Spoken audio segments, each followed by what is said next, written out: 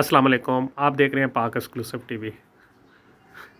کراچی کے عوام کے لیے بجلی، گیس، پانی کے مسائل کم نہ تھے، اب جو ہے وہ گیس کی شارٹیج بھی شروع ہو گئی۔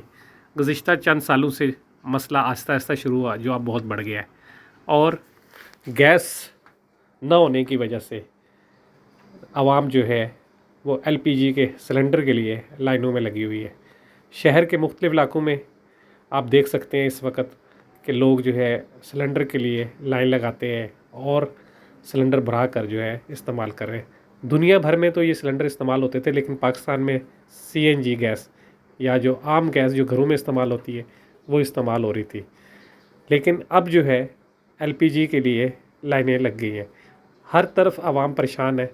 پہلے جو ہے پبلک ٹرانسپورٹ میں بھی CNG استعمال ہو رہی تھی، گیس استعمال ہوتی، لیکن اب LPG استعمال ہو رہی ہے جو تقریباً 200-250 روپے کلو ہے، اور استعمال میں بھی زیادہ آتی ہے۔ اس کی وجہ سے عوام کو جو ہے پہلے جو بل 250، 300، 500 روپے دینا پڑتا تھا، اب وہ 5000، 4000 روپیہ ہو گیا ہے مہینے کا۔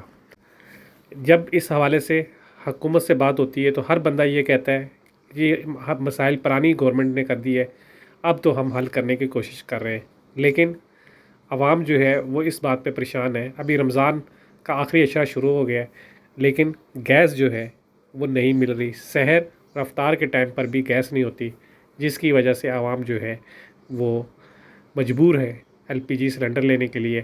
اسی طرح بیکریز، ہوٹلز اور دوسری جگہ پر بھی سلنڈر کا ہی استعمال شروع ہو گیا ہے۔ ویڈیو دیکھنے کا شکریہ۔ اللہ حافظ۔